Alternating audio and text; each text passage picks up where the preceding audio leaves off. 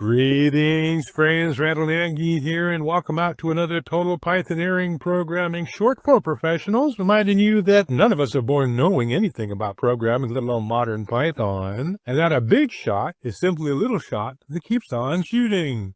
Today we're shooting at the idea of DoMaster. You might have remembered that I covered DoMaster in a previous video. And today, just about an hour ago, we came up with our beta release of the DoMaster project, located up here on GitHub, of course. We have some interesting information you might want to know about, but more importantly is the idea of how we can use the program simply by downloading what I'm calling whatever.wheel file from our dist folder under the DoMaster. And of course, not to be confused with the DoMaster proper, once again here, and our beta release. Beta release, of course, because very soon we're going to be going into the Python package index and updating my not too insignificant set of installable Python packages on G Shop, but walking you through the basics and assuming you do indeed have Git installed, all we have to do is copy the URL from the page as we just done, paste it into this case my Linux machine, because I am testing my beta right now, so as to download exactly what you will have to do before typing in Python or Python 3, because while here on Linux, to install my dist *wheel file. Taking a moment to list what we've got, we can change directory into our DoMaster, taking a look at our README, of course, and our dist. We can activate Python, simply to direct to our distribution folder, execute the module pip, telling it to install the same.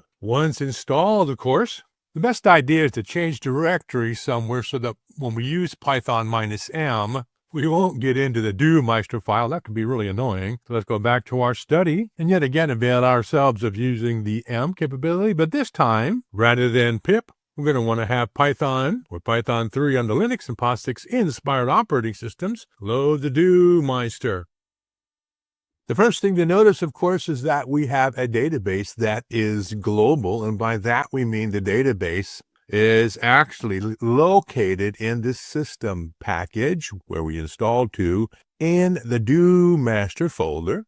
But we also have the ability to go to a local database simply by pushing on 9 or 09 if you really want to use the 0 to swap the database, in which case we're going to obviously have our database located in our study directory or our present working directory, which can be any directory on our operating system. And yes, that means that DoMaster can be used to take sets of notes from wherever you start up the Python package, either in study or anywhere else. So you can have notes for everything that's in your directory or every project you have in a folder on your computer. So switching back to our global database, let's go ahead and add a task. And because I don't want to do anything too sophisticated here, we'll simply notice that I can do things like project 1, description 1, integer 1, next task 1, which means absolutely nothing. These numbers of tasks are simply there for us to take a look at what we need to do, certainly any tasks, before adding another task. Let's just call it project 2, description 2, integer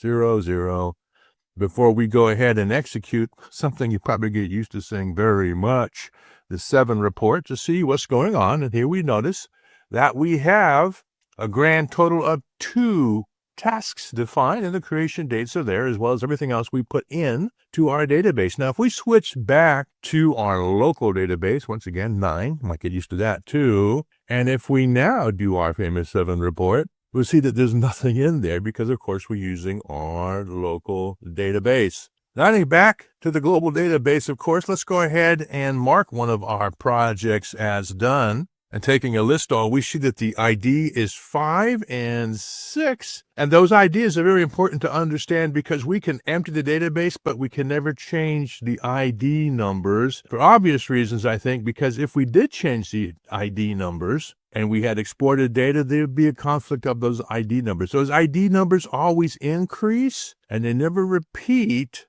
And we also have a GUID we'll be talking about later on that also uniquely identifies each and every item so that we can save our items and send them to other people or share them with other people who use databases. And our databases will be not only uniquely entered when they import our data, but more importantly, if we take our data out or export it to a spreadsheet and change things, we can either update or insert new items, because those GUID IDs, or the UUIDs in this case, will uniquely identify whatever we have. And if it's not in our database, of course, we'll create a new one. If it is in the database, we'll simply update an old one. Very important to remember those GUIDs and UUIDs. And once again, we'll be talking more about those later on.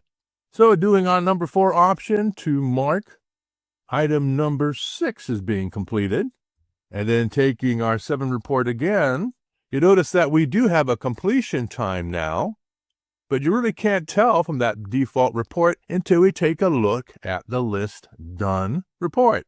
That's number 6. So we see that the list done now does indeed include the ID number 6, so project number 2. And now, if we mark number 5 completed, and we list all of our done, so our number 6 report, we see that we have both items in, and also a congratulatory message, because now we are done, and therefore we are a DoMaster. Excellent! A submenu option here is number 10, and once we get into the file manager, we'll be able to manage our files by creating HTML reports, or exporting our data, as we've talked about, to share that data with other people, let alone importing data, or to reset the database. For example, if we wanted to reset the database, as we talked about, I call it blanking the database, because we're simply going to remove all of our tasks, but those primary keys, those numbers, those task IDs, of course, will not be reset. So we're simply going to empty everything out of our database, and going back to quit, and then listing everything in our global database, again, using our venerable number 7, we'll see that there's nothing in there at all. But, of course, if we go back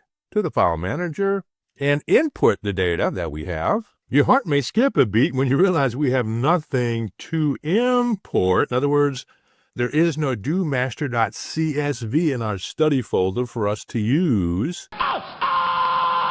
But not to worry, before we reset our database, of course, under the covers and completely secretly, although we mentioned it, we did indeed create a copy of the data as number 1 we see here on that list. And if we wanted to copy number 1, for example, to be our DoMaster CSV file, we can now take our 3 option off of the file manager, and our importation process will now work just as we'd expect. So once we've stored our data, the next thing probably to note is that we can do a 7 and 11 to exit our program, and then to uninstall what we've just installed, we simply have to uninstall DoMaster. To note that what we don't have removed, of course, will be the database here, which, copying the path and then changing directory, will allow us to back up that database from site packages, or simply, of course, remove it from the directory, in which case we'll see that DoMaster will no longer be installed. Going back to our DoMaster, of course, and installing our DoMaster will allow us to run DoMaster again. And because we've deleted the DB file now, if we were to add our new task, we'll just call this one 3, and executing our 7 report, we'll see that our primary key, or our task ID, has indeed now been reset to 0. And of course, we can start the process all over again. If you'd like to learn more and hone your professional programming skills for Python, feel free to take a look at the free and open PyQuest project over on GitHub. And if you're interested in in-depth discussion as well as source codes to demonstrate each and every one of the first 100 beginner, intermediate, and advanced concepts, feel free to take a look at the book on Amazon. Follow for more.